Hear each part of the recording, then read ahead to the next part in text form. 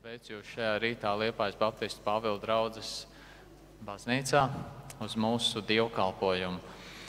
Mēs esam kopā Kristus priekšā, kurš mums ir parādījis savu žēlastību. Viņš ir nomiris par mūsu grēkiem, lai mums tās lietas, kuras mūs nodarbina, kuras ir vilkušās līdzi,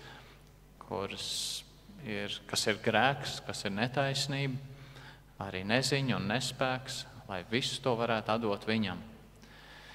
Jo tad, kad viņš nostājas mūsu pusē, tad tas, kas ir mūsu, tā skaitā visas problēmas, tas pieder viņam. Un viņš uzņems atbildību par to lietu risināšanu. Un mēs varam viņam uzticēties. Sākot šo dievkalpojumu, pielūgsim Dievu. Kungs Jēzu, tas ir tik brīnišķīgi, ka tādi, kādi mēs esam, mēs varam nākt pie Tevis. Tu neesi mūsu pestītājs vienreiz. Tu esi mūsu pestītājs vienreiz uz visiem laikiem. Paldies, ka Tavs vārds skaidrs saka, ka nekas mūs nevarēs izraut no Tēva rokas. Paldies, ka mēs varam uzticēties Tev.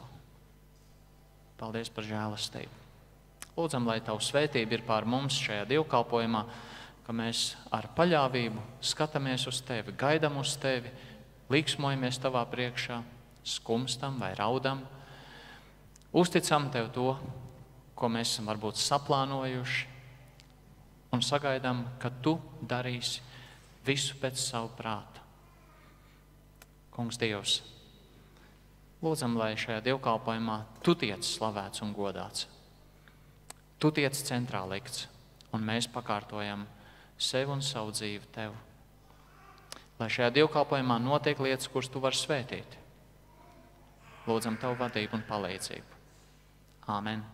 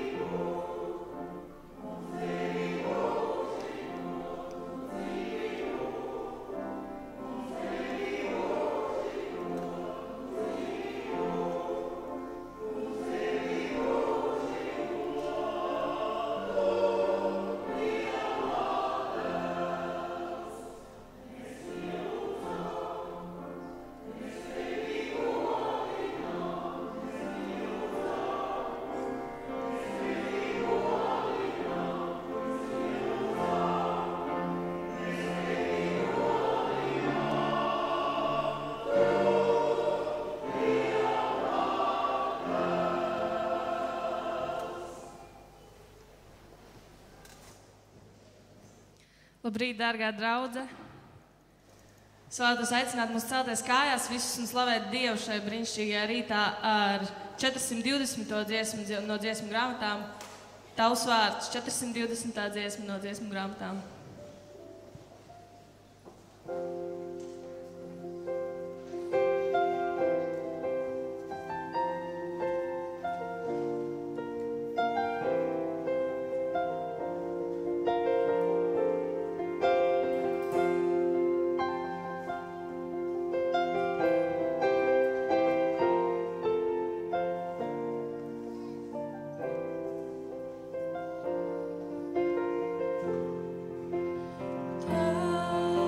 So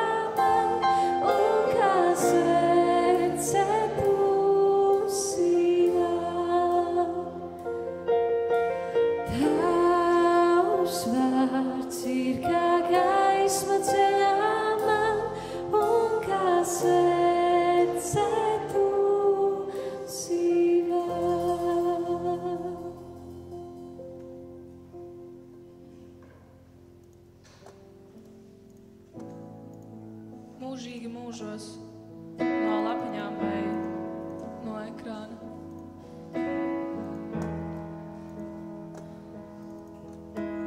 Kungs, Jēzus, Tu redz mūs visus šajā rītā. Svētī katru no mums. Ļauj mums sadzirdēt Tavu vēsti, Kungs. Ļauj mums atdot savas sirdis Tev, Tavs.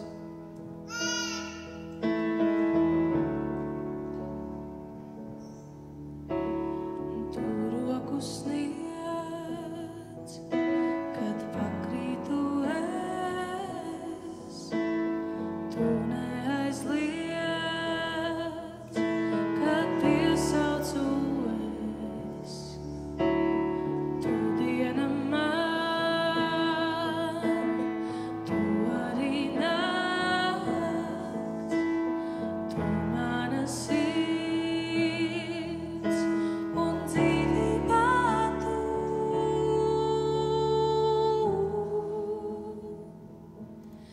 Mīlestība dārgā, Tu katrai elpā. Tu mana dzīvība, mūžīgi mūžā. Dzīvību atdotu, Tavu lai iegūtu. Tu mana dzīvība, mūžīgi mūžā. Žēlastībā neizsakāmā. Tu esi viss, Tu sākums un gals. Tev pieder prāts un dvēseles sirds. Tu esi vārds, kas dzīvībā mīst.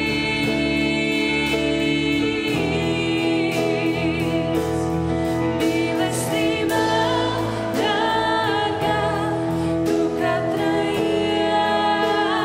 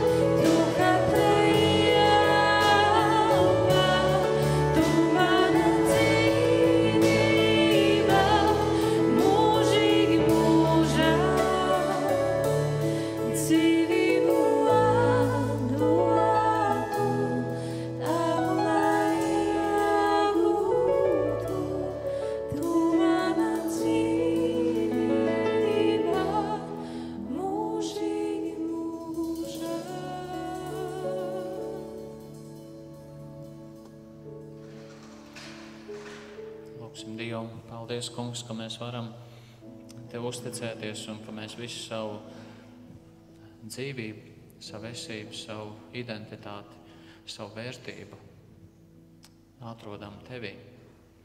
Paldies Tev par Tavu nāvi pie krusta. Tā bija šausmīga. Palīdz mums to nekad neaizmirst. Paldies, ka mums nav jāiet nāvē, kur neko nedotu, bet ka mēs varam no nāves jau pāriet dzīvībā. Mēs esam pārcelti Tavā dzīvībā. Paldies Tev. Kungs, palīdz ar šo ticību un pārliecību dzīvot un zināt, ka mums nebūs jāsagaršo nāve. Jēzu, mēs lūdzam, lai mēs paļautos uz Tavu vārdu un apsolījumiem un reizē arī tās cerības gaismā, kas mums dod, šķīstītu sevi, nodot sevi Tev, lai mēs pastāvīgi tiktu šķīstīti no grēka un netaisnības. Tāpat arī, lai mūsu dzīve, mūsu nolūki, mūsu motīvi tiktu šķīstīti un pakļauti Tev. Lūdzam Tavu palīdzību. Lūdzam savā žēlstībā svētī Pāvila draudzi. Katru tās locekli, katru kalpošanu. Un svētī tādā veidā un mērā, ka tas veido mūs un vada Tev tuvāk. Lai mēs esam šķīstīti, lai esam Tev noderīgi. Palīdz, kā apliecinam Tev bezbailīgi un drosmīgi savā laikā un iespējās un pāri tam, ko mēs šodien redzam un saprotam, ka mēs būtu gatavi Tev paklausīt un sekot. Lūdzam Tavu žēlastību par tiem, kas slim un neveseli un nevar būt kopā ar mums. Svētī Jēkabu, dziedini viņu, ka viņš ir vesels. Svētī Lidiju, Domu, dziedini arī viņu, palīdz viņai slimnīcā.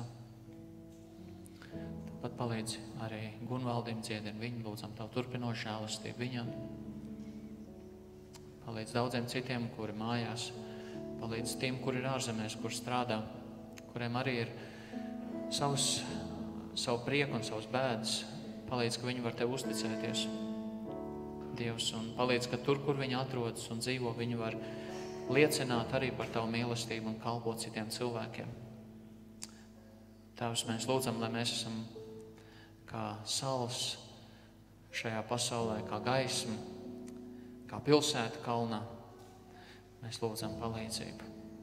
Kungs Jēzu, lūdzam arī, lai šajā dievkalpojumā mēs katrs godīgs esam Tavā priekšā ar to, kas mūs nodarbina. Meklējam saprast Tavu gribu, to saprotam un darām. Esam vārdu darītāji. Uzticamies Tev. Āmen. Sēdiet, lūdzu. Šajā brīdī mēs saliksim savu ziedojumu. Tas ir brīvprātīgs, bet tā ir arī reizēm mūsu iespēja ar kopīgiem līdzekļiem atbalstīt evaņģēlija pasludināšanu.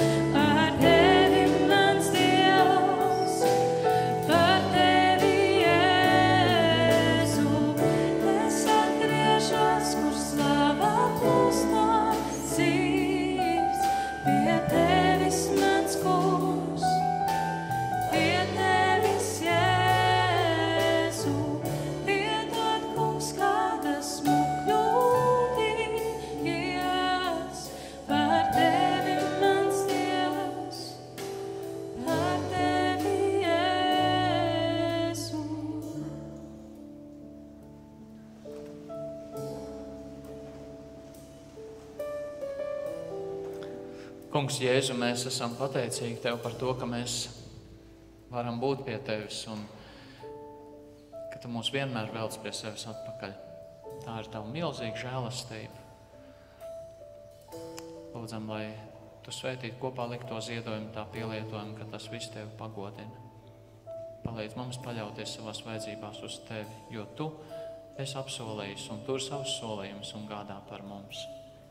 Āmen. Sēdiet, lūdzu.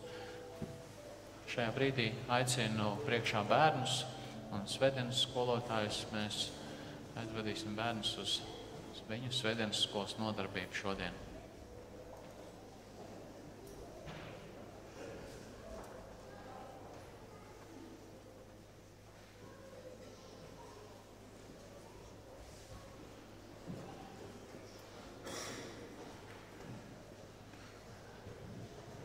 Prieks jūs redzēt.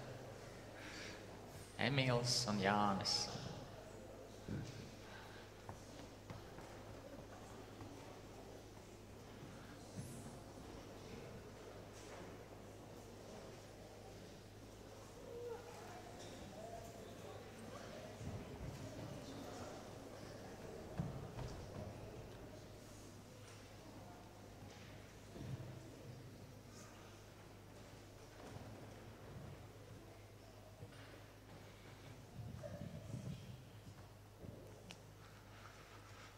Nu ko, mēs priecājamies jūs redzēt šeit.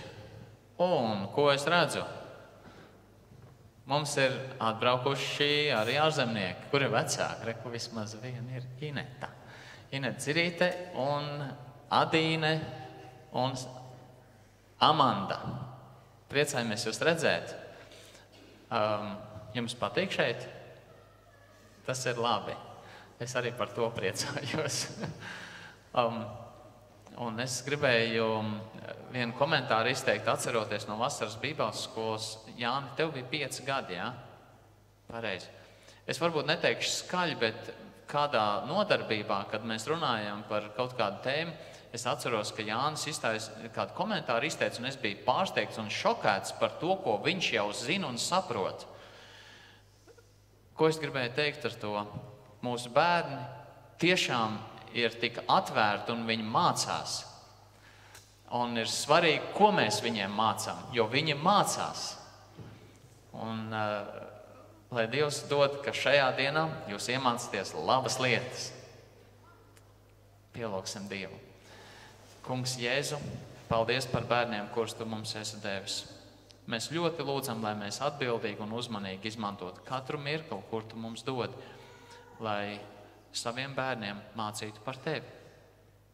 Svētī viņš arī šajā rītā, svētī skolotājs, kuri nodarbosies ar viņiem, palīdz, ka viņi var iemācīties atkal kādas jaunas patiesības vai kaut ko apgūt dziļāk un atkārtot, kas viņus stiprina viņu ticības dzīvē, kas viņus pamudina dzīvot ticībā un uzticēties Tev kā glābējam un kungam un dzīvot kā atpestītiem Taviem bērniem.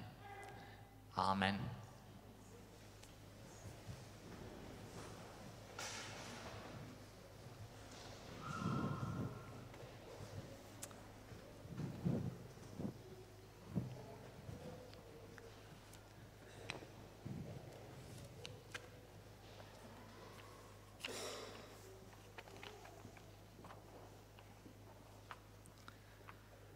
Tā. Un, ja ir vēl kāds bērns, kurš kādā brīdī grib pievienoties, tad jūs droši caur tām durvīm varat iet otrajā stāvā. Vecāki var pavadīt, lai būtu drošāk.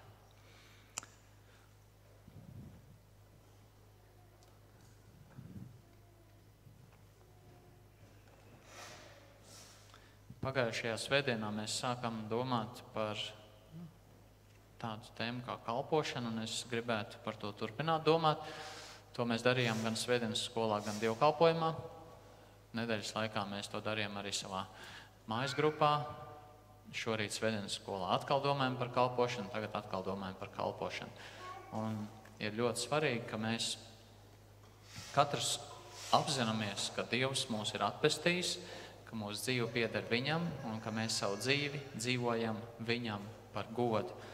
Ir ļoti svarīgi, ka mēs apzināmies, kas ir tas īpašais, tā dāvana, tas aicinājums, kur viņš mums ir devis, ar ko mēs īpašā veidā varam viņam kalpot. Jo, kā liecina Mateja evaņģēlija 25. nodaļa, kur Jēzus stāsta līdzību par kādu kungu, kurš uztic saviem kalpiem dāvanas, tad, kad viņš atgriežas no ceļojuma, viņš prasa atbildību no kalpiem par to, ko viņš viņiem ir katram uzticējis saskaņā ar viņu spējām. Un Dievs no mums prasīs atbildību par to, ko viņš mums ir uzticējis. Viņš neprasīs atbildību par to, ko viņš mums nav uzticējis. Un tāpēc ir ļoti svarīgi, ka mēs apzināmies, kas ir tas īpašais, ko viņš mums ir devis. Pāvils vēstulē Romiešiem 12. nodaļā saka, ka mums ir jāapvalda sevi saskaņā ar ticības mēru. Tā tad ir tā bīstamība, ka mēs varam sākt darīt paši lietas vai sagaidīt, ka citi dara lietas, kuras Dievs negaida. Pirmkārt, mums ir jāsaprot pašiem, kas ir tas, ko Dievs man ir devis un ko es varu dot viņam. Un arī neprasīt, protams, no citiem to, ko negaida Dievs no viņiem. Šodien es gribu runāt par kalpošanu, kas sākas patiesībā mums katram ar savu ģimeni. Daudziem cilvēkiem visregulārākos, priecīgos mirkļus sagādā ģimene, un daudziem cilvēkiem visregulārākos noskumšanas mirkļus sagādā ģimene. Un jebkurā gadījumā tas pasaka to, ka mūsu kalpošana Dievam sākas, un tai ir jāsākas ar ģimeni. Jo, ja mēs esam šajā pasaulē nākuši, tad noteikti tas ir bijis caur vecāku palīdzību, un mūsu kalpošana vienalga, vai esam vēl kopā ar vecākiem, vai šķirti no viņiem, vai ar vecvecākiem, vai mums pašiem ir bērni vai mazbērni, mūsu kalpošana Dievam sākas tur, kur ir mūsu ģimene. Pirmajā vēstulē Timotejam 5. nodaļā apostols Pāvils raksta tādus vārdus: ja kāds negādā par savējiem un visvairāk par saviem mājas ļaudīm, tad viņš ir aizliedzis ticību un ir ļaunāks par neticīgu. Kaut arī konteksts un līdz ar to arī šis pants pirmkārt runā par atraitnēm, tomēr tas princips šeit ir pateikts skaidrs.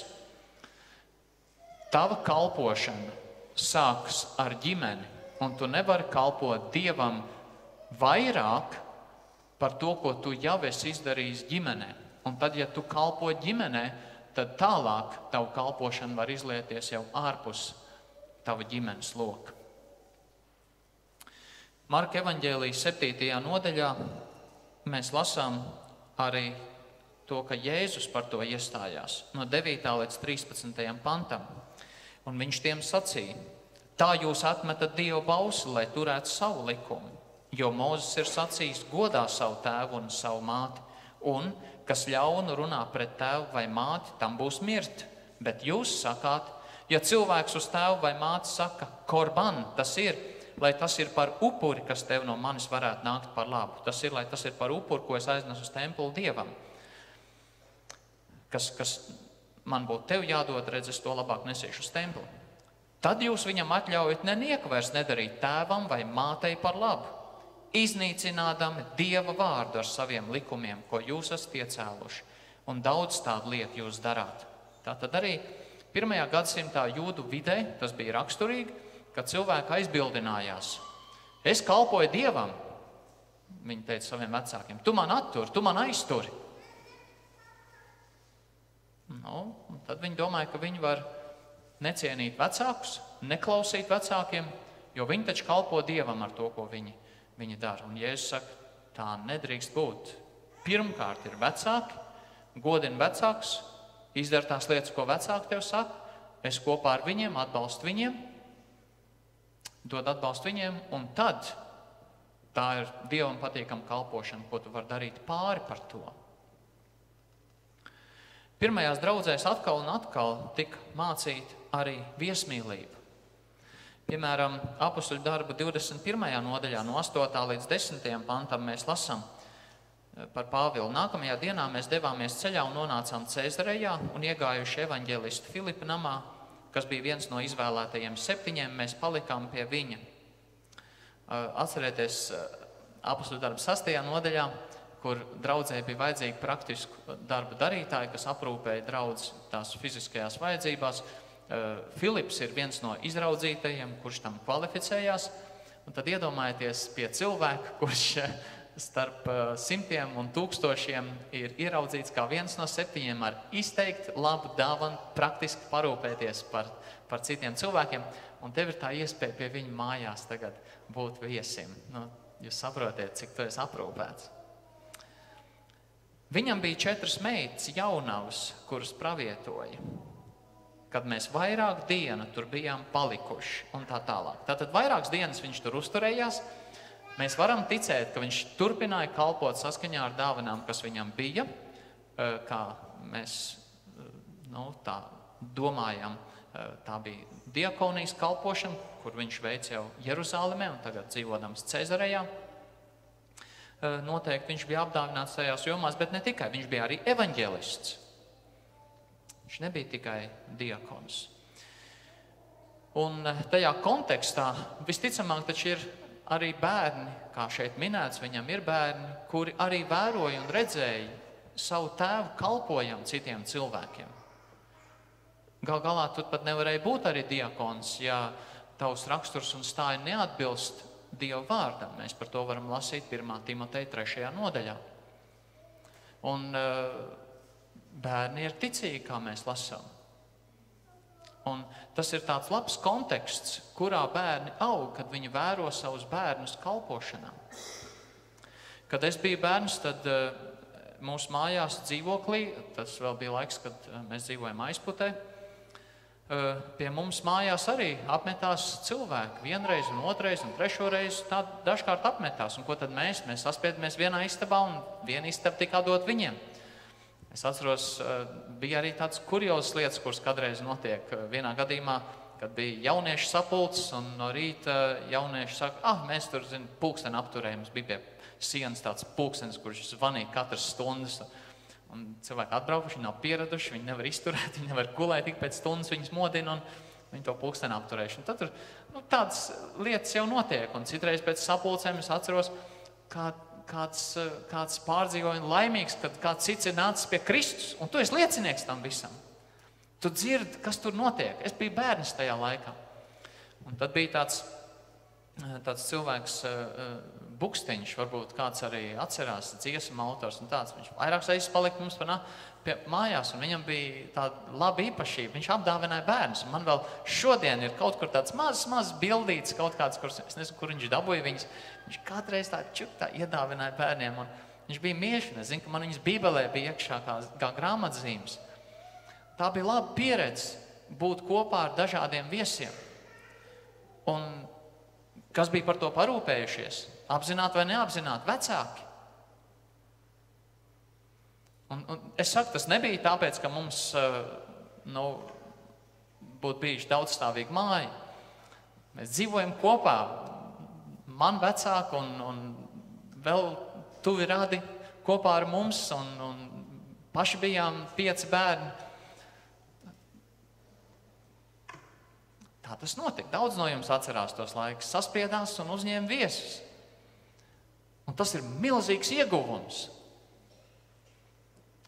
Tā ir kalpošana jau. Tu jau kalpo savai ģimenei ar to, ka tu to dari. Protams, ir svarīgi redzēt šīs lietas vairākos līmeņos. Un es gribu šajā rītā runāt par 3 veidiem, kā uz to skatīties. Pirmkārt, kalpošana ģimenē. Otrakārt, kalpošana ģimenēm draudzē. Un treškārt, kalpošana kopā ar ģimeni. Pirmkārt, tāda kalpošana ģimenē. Mēs varam sākt ar vienkāršiem pārbaudas jautājumiem. Kur šodien ir mana ģimene? Kādu no jums savus bērnus esat audzinājuši, kā jau būdami kristieši? Kur viņi ir šodien? Kādu no jums tikāt pestīti tikai pēc tam, kad bērni jau bija izauguši? Un tad jūs iepazināt Jēzu. Un tomēr jums ir ģimene. Jūsu bērni jūs vienalga uzlūko kā tēti un mammu, vai vectētiņu un vecmammu. Vai viņi dzird no jums, ka jūs viņiem stāstat par Jēzu Kristu? Vai viņi vēro jūsos šo kristīgo stāju? Kad mēs lasām 5. Mūzes grāmatu, ir ļoti skaidri pateikts, ka ģimenē sāks tas, ka bērni dzird par to, kāda ir Dieva likuma, ka bērni tiek mācīti, kā tur rakstīts, guļoties un ceļoties un uz ceļa ejot, ka tu bērnam stāsti par Dievu un Dieva likumiem. To mēs lasām arī 78. psalmā. Tur ir tādi vienkārši, bet skaisti vārdi no 5. līdz 8. pantam. Viņš ir cēlis liecību Jēkabā un devis bauslību Izrēlā. Viņš ir arī pavēlējis mūsu tēviem, ka tā mācām viņu bērniem, lai to zinātu vēlākais dzimums, bērni, kas vēl dzims, ka tie celtos un par to stāstīt arī saviem bērniem, lai tie liktu savu cerību uz Dievu. Jūs redzat, kur ir tas mērķis un nolūks? Lai tie liktu savu cerību uz Dievu un neaizmirstu Dieva darbus un turētu viņa pavēles, lai viņi nebūtu tādi kā viņu tēvi, stūrgalvīgi un nepaklausīgi cilts, kas savā sirdī nebija pastāvīgi, kam gars neturējās pie Dieva.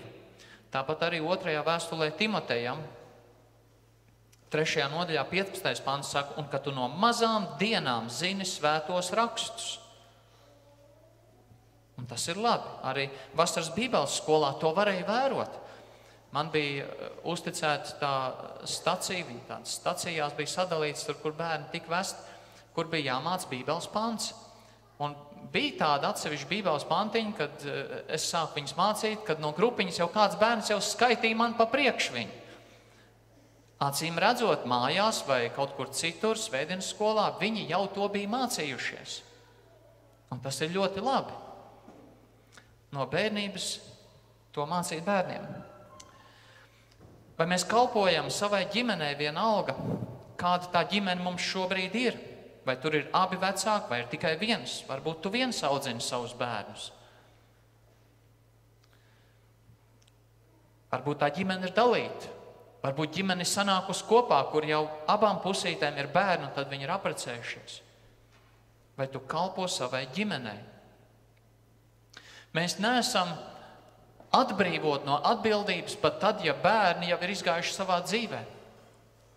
Kādā nozīmē? Tādā nozīmē, ka joprojām viņi ir mūsu bērni, un viņi vienmēr zina, tie ir mūsu vecāki. Un viņi vienmēr domā par mums. To mans teicis man arī ir teicis. Nav tāds brīdis, kad viņi par mums nedomātu vai nelūgtu. Katru dienu. Ir kādreiz vecāki, kuri domā, mēs jau vēl jauni esam. Mēs tagad jauni apprecējamies, bērni piedzim, izaug lieli, mēs paši arī vēl tikai 40. Gan mēs atkal varētu sākt otrreiz tagad dzīvot. Jautājums, vai tāpēc viņi ir atbrīvoti no rūpēm par saviem bērniem? Nē, visticamāk, viņi joprojām domā par viņiem. Un ja viņi ir kristīgi cilvēki, viņi lūdz par viņiem. Visu mūžu. Līdz pēdējiem brīdim. Es jau esmu minējis, es domāju, tas ir viens no iemesliem, kāpēc mans vectētiņš zināja vārdus ne tikai saviem 2 dēliem, bet 10 mazbērniem un visiem mazbērniem. Kā viens vecs vīrs to visu var atcerēties? Un es zinu, kāpēc viņš to atcerējās. Jūs arī zināt pareizo atbildi. Tāpēc, ka viņš katru dienu lūdz par viņiem Dievu, katru no viņiem saukdams vārdā. Viens no labākajiem veidiem, kā atcerēties cilvēku vārdus. Mums ir apzināti jāpievērš uzmanību savai ģimenei. Mūsu ģimene ir pirmais un primārais evanģelizācijas instruments. Mūsu attiecības vēro neticīgi cilvēki. Un evaņģēlijs un Kristus spēks vai nu iegūst ticamību, vai neiegūst. Cilvēki mūs vēro.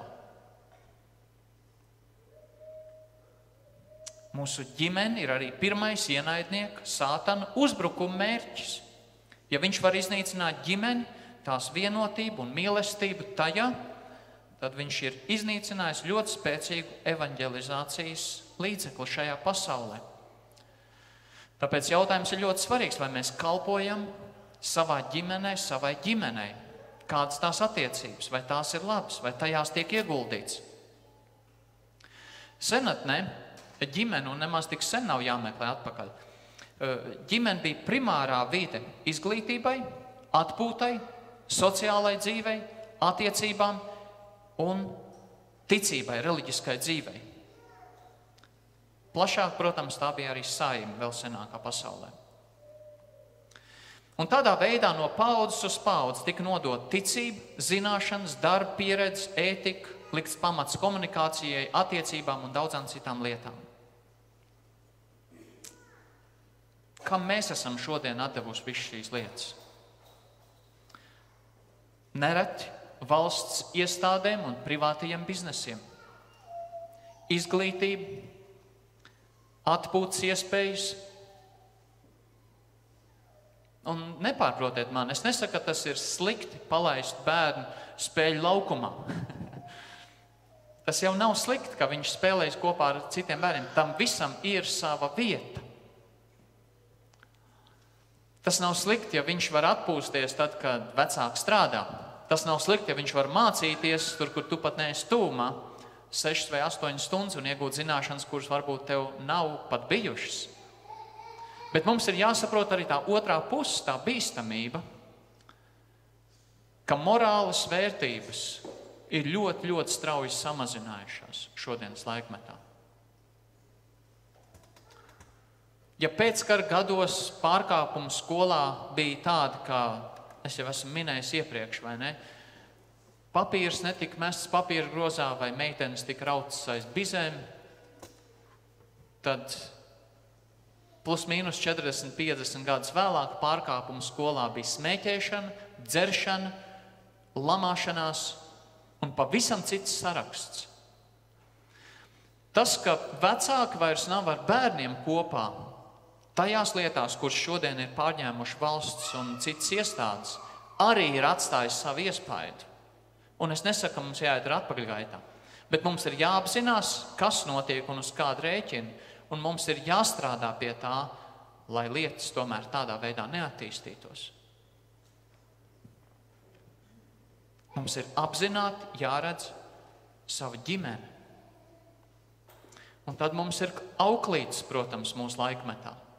Ir vairākas auklītes katrā ģimenē. Viena auklīte sauc par televizoru, otra par datoru, un trešo par mobilām ierīcēm. Visādām. Un tad, kad viņš ir nodarbināts ar to, tad tu esi diezgan droši, ka viņš tajā brīdī iespējams kāju nesalauzīs un vēl kaut kur nepakritīs un nenobrāzīs ceļus un vēl kaut ko neizdarīs, vai ne?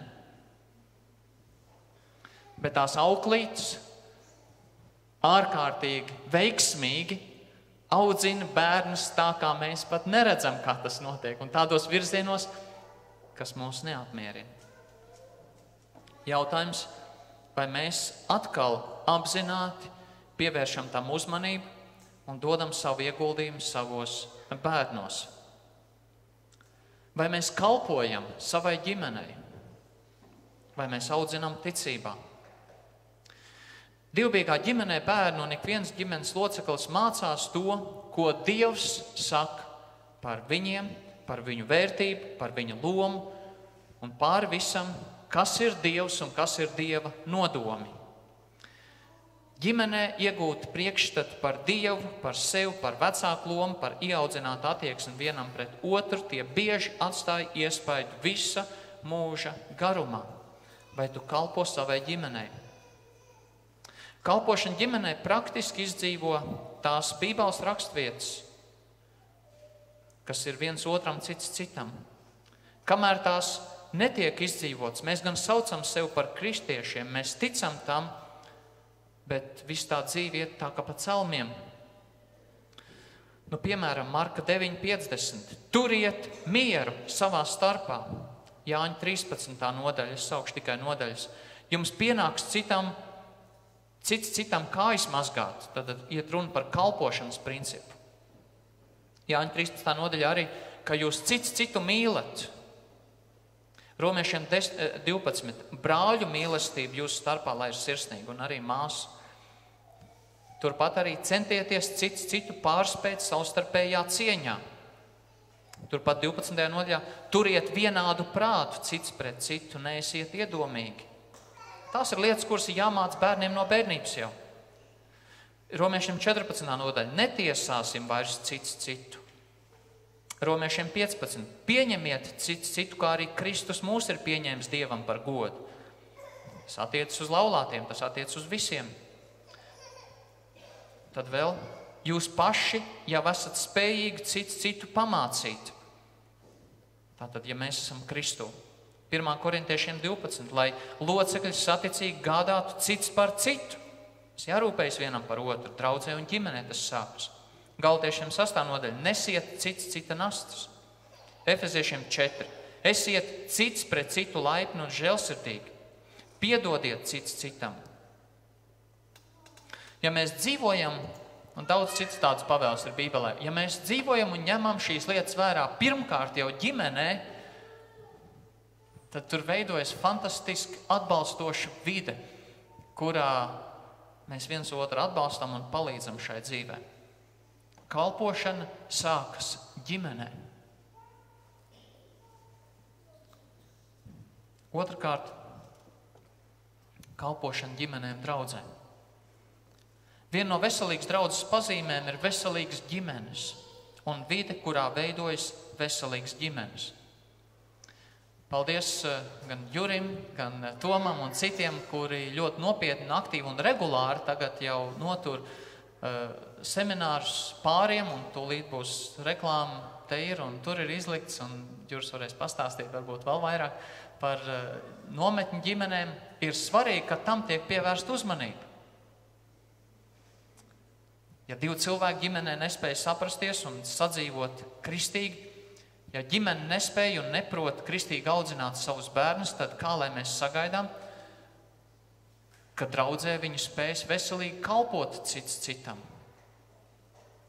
Un nereti tas, ko viņi nav piedzīvojuši ģimenē, tas, kam viņi nav izauguši cauri, esot savā ģimenē, vai arī tur, kur ģimenē ir kaut kas salūzis un gājis tā kā pa celmiem, tas šeit kļūst redzams draudzē. Tā motivācija tam, kāpēc un ko cilvēks dara un saka, kalpo vai nekalpo, tā šeit nāk cauri. Tātad, ja mūsu ģimenes ir vājas, ja mēs neesam ieguvuši dziedināšanu tais jomās, kur mēs paši cietām varbūt, kad augām, tad mēs to izspēlēsim šeit. Tad pietrūks kalpošanas šeit. Protams, mēs varam sacīt, tad, kad savedīsiet kārtībā savus ģimenes, tad arī kalposiet citiem. Bet jautājums, kādu atbalstu mēs dodam? Vai ģimenes, kurās ir problēmas, vai tās ieraug mūsu draudzē atbalstu, ko saņemt un ko mēs varētu sniegt, kā mēs, kā draudz, kalpojam ģimenēm. Mūsu sabiedrībā ļoti daudz ir izirušas un apjukušas ģimenes, un daudz kristīgas ģimenes cīnās ar tām pašām lietām, ar kurām cīnas nekristīgas ģimenes. Un daudz kristīgas ģimenes tāpat izjūg kā nekristīgas. Tā statistika neatšķirās par nožēlu. Cilvēki, kur sauc sev par kristiešiem, procentuāli šķirās apmēram tikpat daudz, cik tie cilvēki, kas sauc sev par nekristiešiem.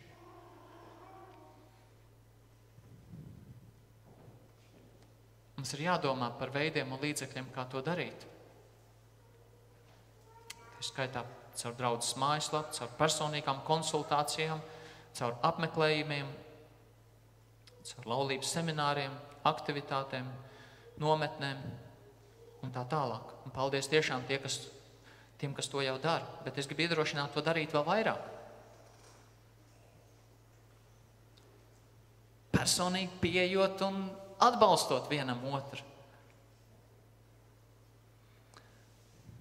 Kādā veidā? Pirmkārt, lūdzot. Ir jāsāk ar lūkšanu, ka mēs lūdzam par otru cilvēku. Lūkas evaņģelijas 6. nodaļā, Jēzus saka, tu redzi skabargu savu brāļa acī. Un baļķi savā acī neredz. Pa priekš izvelc to baļķi un tad pārdomā, kā izvilkt. Lūdz Dievu par to, meklē, kā palīdzēt.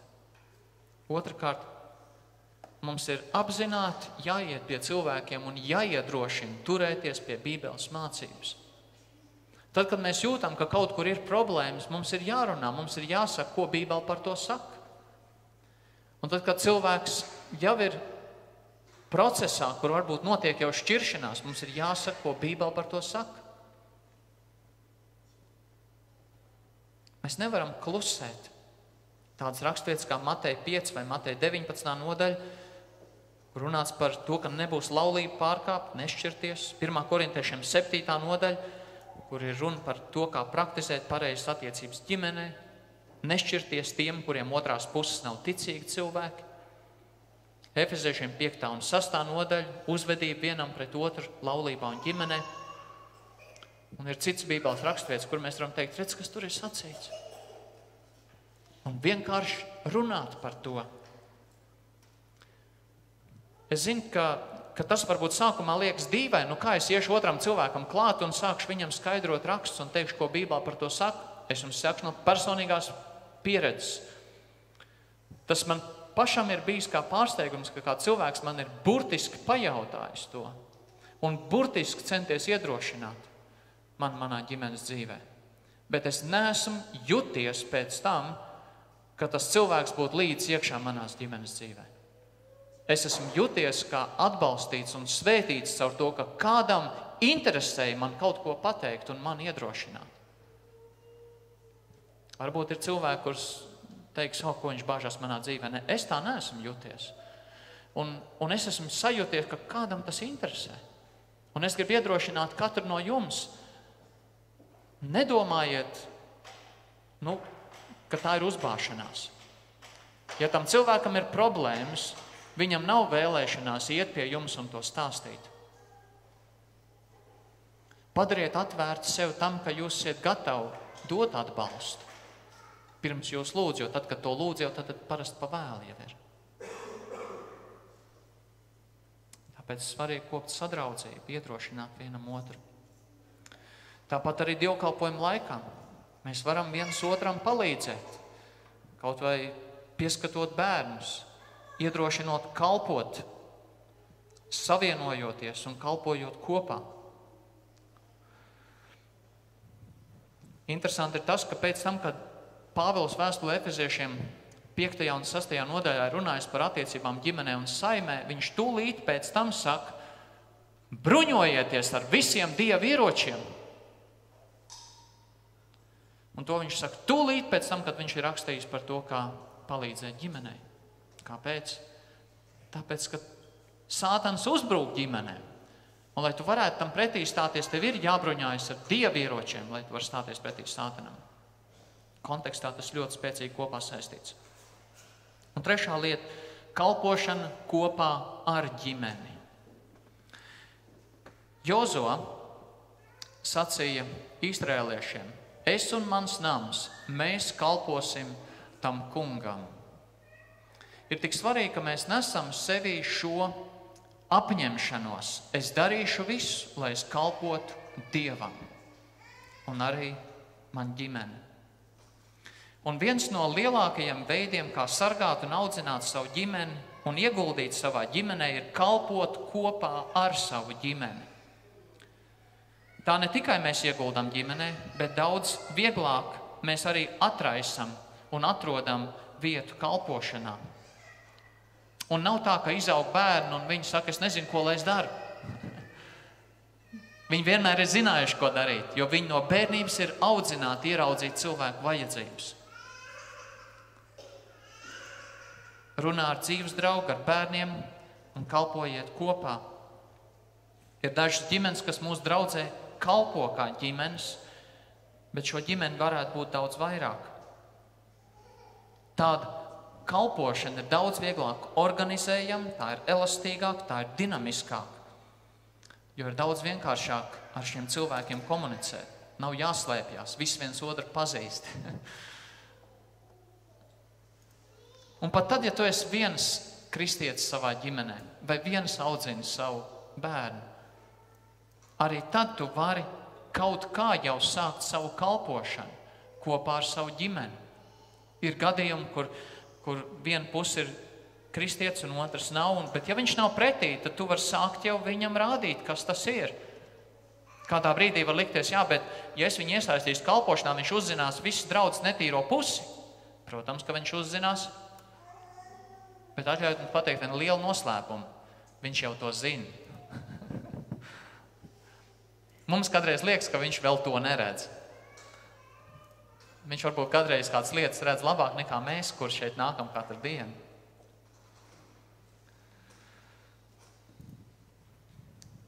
Kalpot kopā ar ģimeni.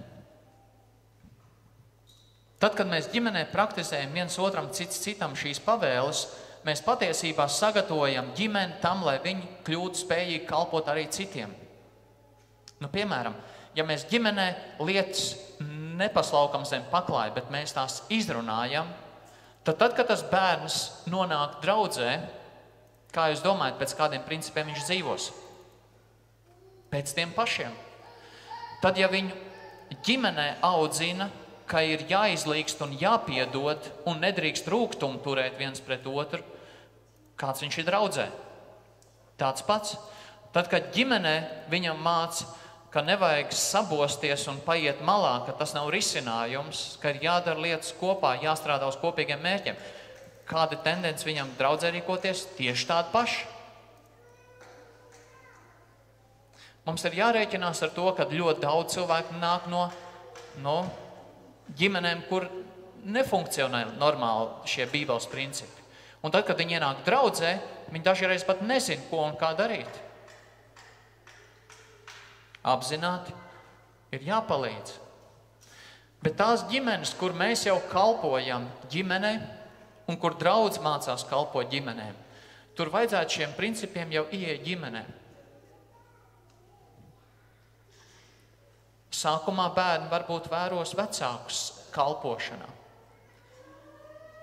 Un vecāki uzticēs kaut ko, bet vēlāk viņi varēs darīt paši jau daudz vairāk. Es varu atcerēties no bērnības sevi atkal. Jūs varēsiet stāstīt savus piemērus. Es atceros, ka mans tētis, protams, un mamma ņēma mūs līdz kalpošanā. Tētis bija sludinātājs 2 lauku draudzēs, Užavā un Sārnatē, un kopš es atceros sevi, es atceros, ka mēs tur braucam un kalpojam. Un atkal mums tur bija bērniem jādzied, mūzika jāspēlē, un to mēs darījām diezgan bieži. Un tad mēs apmeklējām cilvēkus lauku mājās. Un arī tur vajadzēja pielīties kopīgajā kalpošanā. Tas pats bija arī aizputē, kur mēs dzīvojam. Vectētiņš, viņš gāja apkārt, palīdzēja cilvēkiem, malkas tur nesa, un viņš ņēma mūsu mazbērnus līdzā. Vecāki bija darbā. Vasar, ko tie bērni darīs, viņš ņēma mūs līdzā. Tā mēs gājam, krāvām malku un darījām dažādas lietas. Mūs iesaistīja kalpošanā. Mēs kalpojam kopā ar ģimeni. Un es zinu, ka daudz no jums arī varat teikt, jums ir bijusi tāda pieredze, jūs kalpojat kopā ar saviem vecākiem vai vecvecākiem. Un tā ir vienreizēja iespēja. Es gribu sacīt, tur vairākas labas lietas notiek. Pirmkārt, kalpojot kopā ar ģimeni, mēs sargājam savu ģimeni. Mēs palīdzam turēties pie Jēzus. Mēs viņus velkam pie Jēzus. Jo tad, kad mūsu vecāki vai mēs kalpojam Jēzu un mēs iesaistam savus bērnus, tad tur, kur esam mēs un tur, kur ir Jēzus, tur ir arī viņi, un mēs kopā ar viņiem varam runāt par lietām. Viņi tiek sargāti. Tā vietā, kur viņi varētu pavadīt laiku kaut kādās lietās, kuras nebūtu tik labas, viņi ir pasargāti. Viņi pavada laiku kopā, iegulda viens otram. Otrakārt, kalpošana kopā ar ģimeni, tā nodod tālāk praktiskas zināšanas. Es minēju dažus piemērus no savas dzīves. Tā skaitā es varētu teikt arī par tehniku. Es tiešām ar tehniku esmu uz jūs, un es nesaprotu daudz neko, bet mans tētis dabūja mašīnu labot ļoti bieži. Tāpēc, ka vajadzēja ar to kalpot bērnībā, tad, kad es biju bērns. Un tad es gāju līdzi un palīdzēju tur kaut ko skrūvēt, mazgāt, tīrīt. Kaut kāda priekšstata man radās par to, kas tas viss ir. Praktisks iemaņas. Dievkalpojumu sagatavošanā, telpas sagatavošanā. Rodas praktisks iemaņas. Man kā bērnam, kad man ved līdz tajā. Apmeklējuma laikā. Es varēju klausīties un vērot, kā mans teicis runā ar cilvēkiem. Kā viņš viņus iedrošina. Tur veidojos arī es.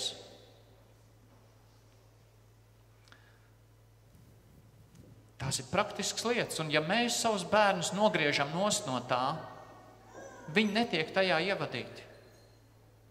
Mums tas ir jādara apzināti. Treškārt, kalpošana ar ģimeni garīgi briedina ģimeni. Tīri saturiski mēs tiekam veidoti.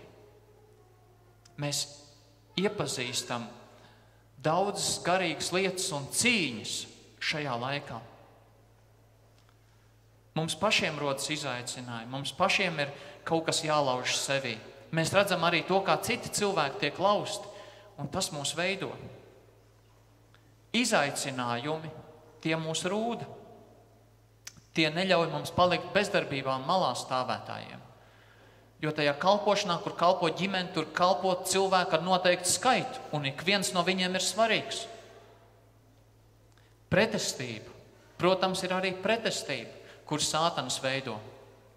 Bet kalpojot kopā ar ģimeni, tu mācies, kā tam stāties pretī.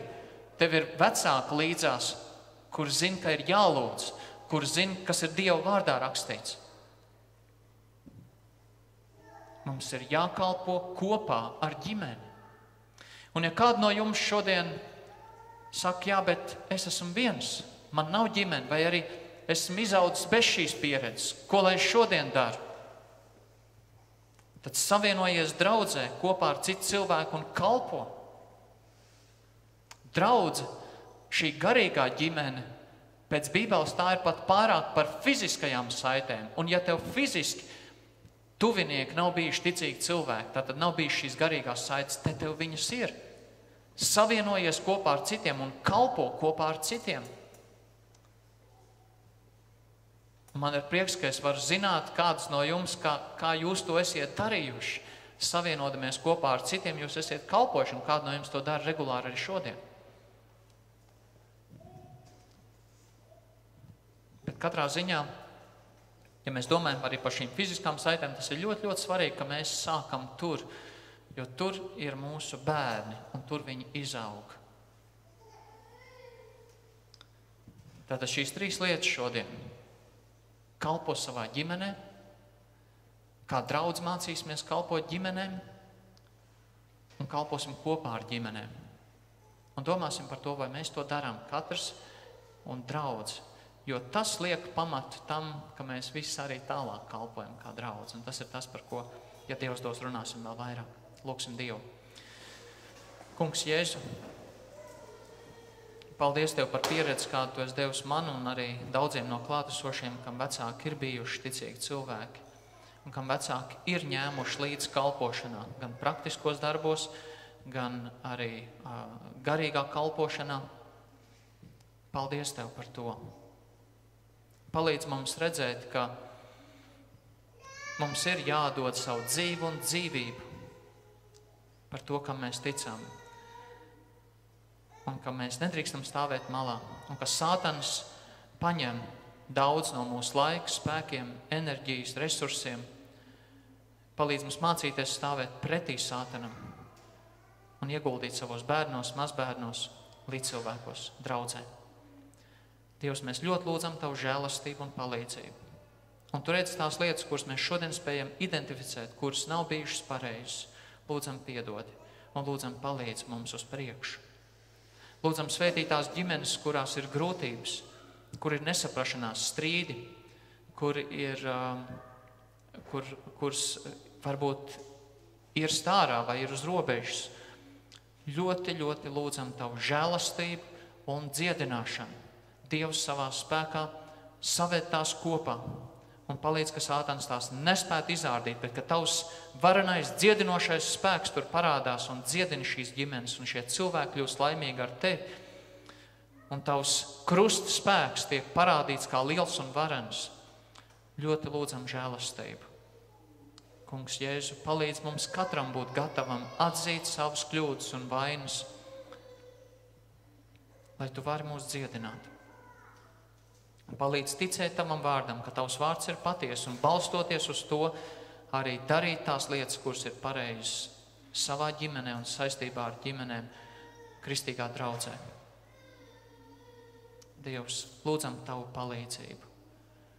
Es mums žēlīgs. Dod mums arī praktiskus padomus, kur kas būtu jādara un kā būtu jādara labāk un citādāk. Jēzu, lūdzam par ģimenēm, kurām tu sūtīsi mūs kalpot, lai mēs atrodam dzirdīgas ausis, ka ir cilvēki, kas ir godīgi pietiekoši, lai pieņemtu padomu no tava vārda. Jēzu, palīdzi. Lūdzam par saviem bērniem, par mazbērniem, par jauniešiem, lai arī viņi draudzes vidū un kristīgās ģimenēs mācās to, kā kalpot tev, kā tevi likt pirmajā vietā, kā tevi godināt. Lūdzam tavu palīdzību un apsardzību viņiem. Kungs Jēzu, mēs paļaujamies uz tevi, tavu upura dēļ Golgātā, lai slavēts tu esi vienmēr un mūžīgi. Āmen.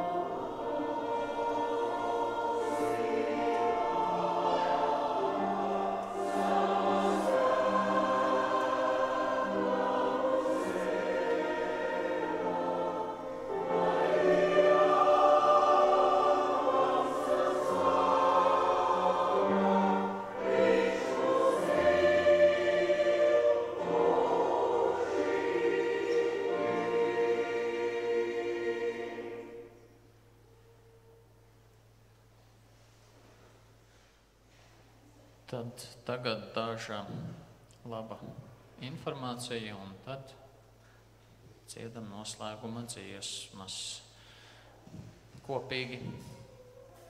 Pirmkārt, šodien 12. oficiāli tika atklāta Jāņu nometne Mālos. Mēs esam nokavējuši, netikām uzaicināti laikam. Es tā drusciņi jūtos, godīgi sakot, domāju, kāpēc nevarēja 2 sākt. Bet viņiem jau 1 ir pusdienas. Tā kā, bet neko darīt. Visu nevar paspēt. Un mums ir iespēja pievienoties šodien, rīt un otrdien. Vesels 3 dienas notiks Jāņu nometne. Un tur būs gan konkrēti priekšlikumi, kur tu vari iesaistīties un piedalīties, gan arī brīvais laiks būs diezgan daudz, tā kā daudz un dažādas lietas. Šajā gadā nometni kopā organizē gan Pāvila, gan Cijānas, gan Priekulas un Vaiņodas baptistu draudžu jaunieši. Līdz ar to cilvēku skaits būs lielāks nekā parasti. Aktivitātes varbūt arī būs daudzveidīgākas, bet gal galā viss jau ir atkarīgs tikai no paša, vai ne? Vai pats brauc, vai pats ņem dalību, vai pats aktīvi iesaistās. Tā kā es aicinu izmantot šo izdevību kā kristiešiem, pavadīt laiku kopā ar citiem kristiešiem un ņemt līdzi arī draugus. Šodien darbojas arī kafejnīca, mēs viņu nesaucam par kafejnīcu, bet iespēja būt sadraudzībā, un tur būšot siera zupa, speķi pīrādziņi, saldējums ar zemenēm un vēl citas lietas. Bet pagaidiet dievkalpojumu noslēgumu šeit. Pēc dievkalpojuma šodien diakoni aicinātu kopā uz kādām 10 minūtēm uz īsu sarunu un lūkšanām. Tātad diakonu pulcēm mēs vienkārši tepat blakus zālītē uz 10 minūtēm. Nākošajā nedēļā pirmdien 9 lūkšanas svētbrīdis, trešdien 18 lūkšanas svētbrīdis, ceturtdien 17:30 bībeles studija, piekdien 19 jauniešiem restarts un svētdien 9:30 svētdienas skola pieaugušiem par kalpošanu un 11 dievkalpojums. Protams, nedēļas laikā arī mājas grupas satiekās dažādās vietās, lūkšanās, bībeles studēšanā, atbalstu došanā, tā kā izmantosim arī šīs izdevības, un ja jums ir interesi par kādu, kur varētu būt jūsu tuvumā, tad lūdzu jautājiet. Par ģimeņu nometni. Tu kaut ko pateiksi vairāk? Nāc, lūdzu.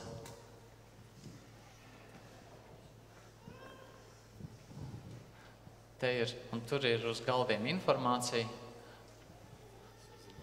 Tu zini no galvas. Un priekš šeit stāvēt priekšā, un prieks, ka šodien bija tēma par ģimeni, un ģimeni, kas kalpo. Un tā nu sanāca, ka 5. un 6. jūlijā mēs Pāvila draudz organizējam ģimeņu nometni, un tēma ir stipras ģimenes pavada laiku kopā. Un tā ir aktuāla tēma bijusi man pašam visu laiku, jo es savā ģimenē esmu domājis, ka es pavadu daudz laika kopā, bet es esmu palaidis garām tādu lietu, kad es neesmu veltījis tādu personīgu laiku savai sievai, piemēram, un saviem bērniem. Un es esmu daudz mācījies par to pēdējā laikā, ko nozīmē tiešām pavadīt kvalitatīvu laiku vienam ar otru. Un es domāju, ka ir svarīgi, ka mēs šodien kā ģimenes nostājamies tā diezgan spēcīgi uz kājām mūsdienu sabiedrībā, un tas, man liekas, ir ļoti svarīgi. Tā kā es aicinu ikvienu pieteikties un ņemt dalību šajā 5. un 6. jūlijā. Vairāk informācijas ir aizmugurē uz lapiņām, un ja ir kaut kādi personīgi jautājumi, jūs droši varat zvanīt. Un es gribu arī teikt, ka tas nenozīmē, ka jābūt tikai mammai, tētim un bērniem. Mēs runājam, arī Mārtiņš teica, var, piemēram, būt omīts ar saviem mazbērniem var braukt, vai mammas ar bērniem, vai tēti ar bērniem. Dažādas ģimeņu veidi var būt, un jā, esiet laipni aicināti, un es domāju, ka mums būs tiešām labs un kvalitatīvs laiks, un tad jūs pavadīsiet laiku kopā kā ģimene dažādās aktivitātēs, lai vairāk stiprinātu savas attiecības, gan kā vīram un sievai, gan kā vecākiem ar bērniem. Jā, paldies! Piecelšies kājās, slavēsim Dievu. Dziesma Dievs Tēva mīlestību mums.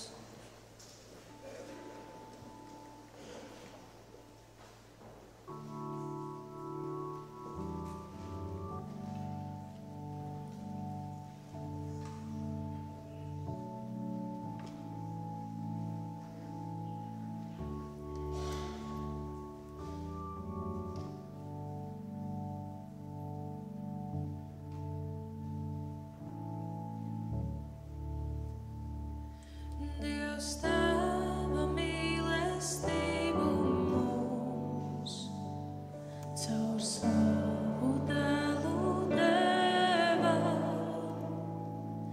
tik dziļu īstu patiesu, es zinu tikai vienu. Ak, tava sirds pie krusta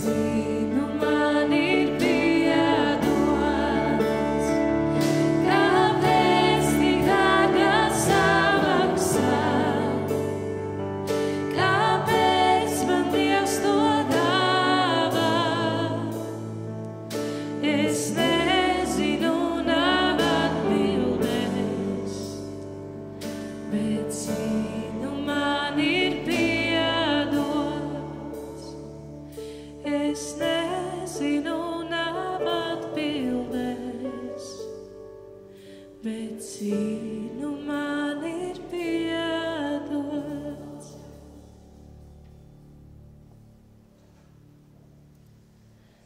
Septiņsimtasiņdesmit dziesma no dziesmu grāmatām.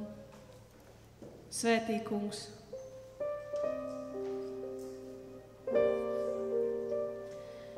Kungs Jēzus svētī katru no mums, svētī katru no ģimenēm, kas ir šeit un kas ir mājās, un katru no cilvēkiem, kas mums katram ir dārgs.